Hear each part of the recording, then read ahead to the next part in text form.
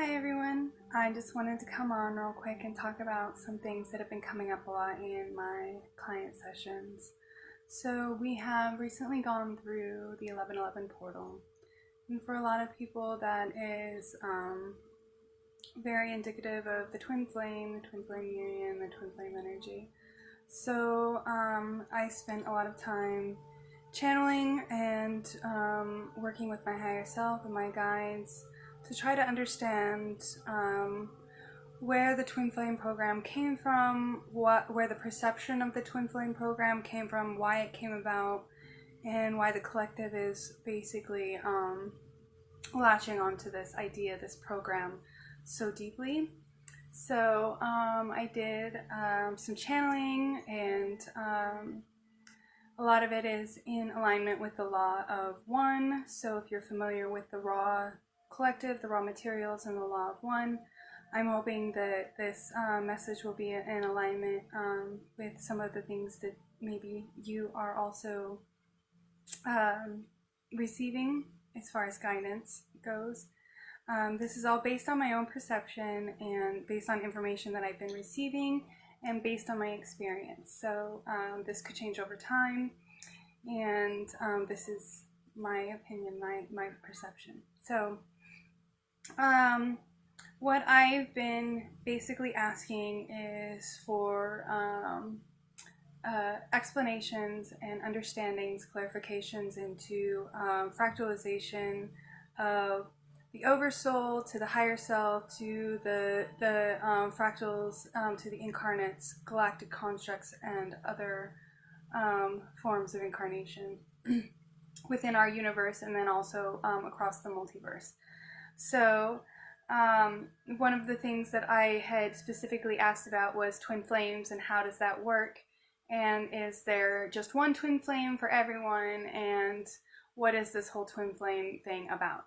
So what I got was that twin flames are a thing.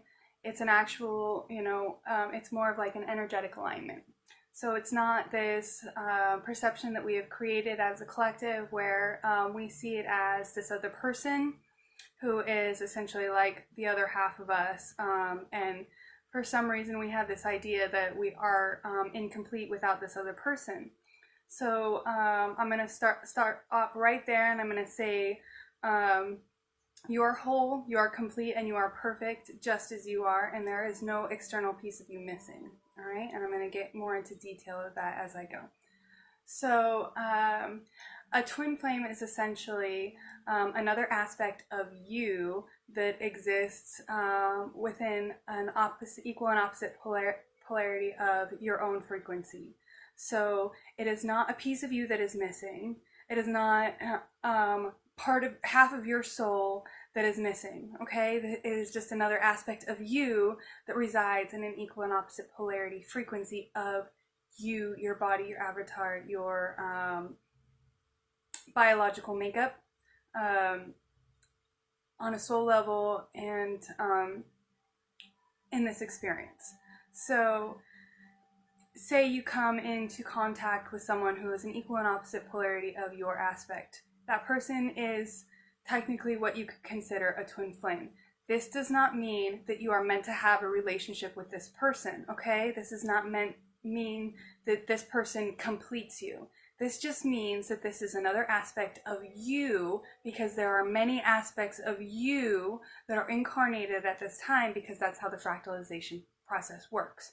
You don't just incarnate as one being. Your soul fractalizes before it incarnates, and incarnates as equal and opposite polarities of itself, okay? And that's kind of how the whole twin flame thing started. So that being said, there are multiple types of twin flames as well because of the fractalization and how things fractalize. You have different combinations of potential twin flame type partnerships. Some would be within the masculine aspect of the masculine higher self that split its polarity, and those two incarnates, say, have a partnership or an experience together that is catalytic in some way. And this could be what people would view as a twin flame relationship. What this is just two people from the same soul family coming together to have an experience in order to grow and expand their soul together. Okay? You can have these kind of experiences with people who are outside of your soul group. Whoever you are in a relationship with in this now moment is meant to be with you in this now moment. They are your soulmate. They are who you are meant to be with in this now moment. No matter what anybody else wants to tell you, that you have some divine counterpart that's supposed to come in once you get yourself into a certain alignment, that's not true. You are already perfection as you are in this now moment, as you are experiencing what your soul needs to experience at that now moment in order to expand. So, that being said, you are always, always, always going to be whole, and there is never going to be an external piece of you missing, no matter what anybody tells you. Whatever relationship you find yourself into has the potential to be catalytic and to bring you whatever it is you need for your soul to expand in that now moment, no matter what soul group they come from, okay? So stop putting labels on your relationship. Don't stay with somebody because you think that they're your twin flame and that you're meant to go through all these trials and tribulations with them because they're your twin. No, that's not how it works, okay? If they're toxic, you need to remove yourself from the situation, okay? So, one other thing I want to bring about that a dear friend, some of you may follow his channel at Soothe the Glitch, he had mentioned the caduceus. So I decided to do a little bit of meditation with the caduceus and ask my higher self what the code is behind the caduceus and the frequency of the caduceus. So we're going to talk about that because it's very much in alignment with this whole learning how to be whole and within yourself. So if anybody has, and I'll just go ahead and put a picture right there of the caduceus. So the caduceus is 2 snakes, a pole, 2 wings, and then a circle at the top. All right? So if you imagine the caduceus is you. This is you. This is your human experience.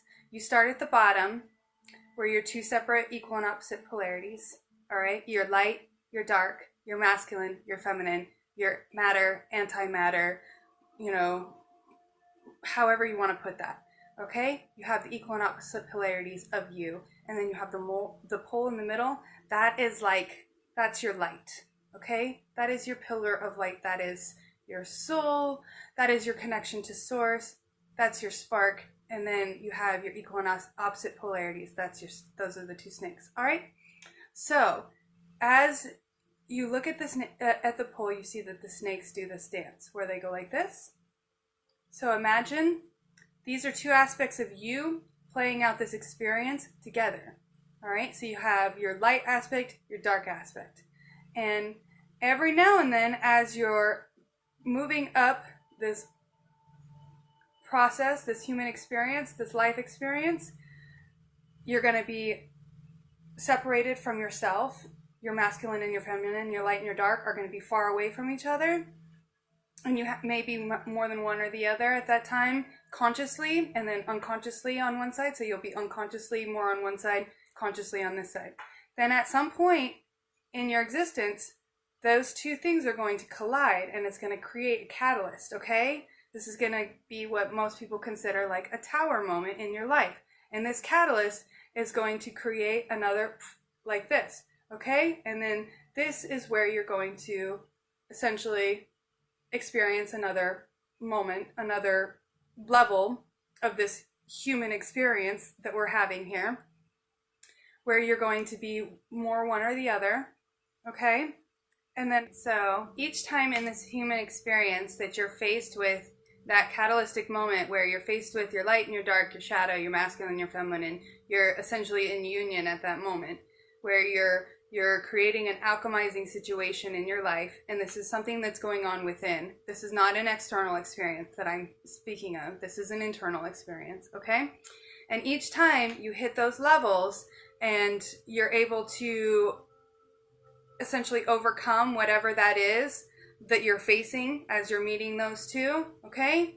You overcome that, you move up to the next level. You overcome it, you move up to the next level. You overcome it, you move up to the next level. Until you get to a point where you're in perfect balance with both sides, You have no more lessons that you need to learn in order to integrate this incarnation. You're here.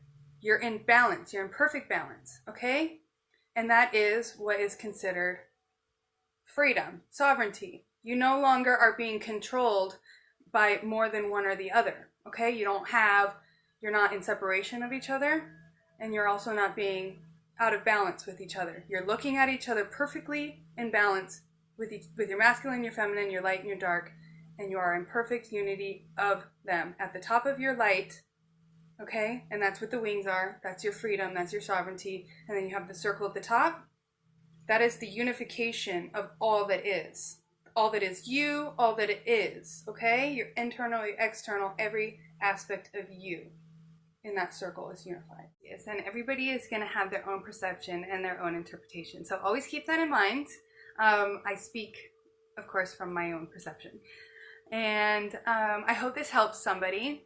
And of course, this isn't going to resonate with everybody because we all have kind of been programmed to think that there is this other person out there that's supposed to complete us.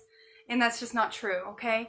It distracts you from completing yourself within because you keep searching externally for something that's missing. You keep telling the universe that there's some part of you that's missing, and so you keep affirming that to your subconscious.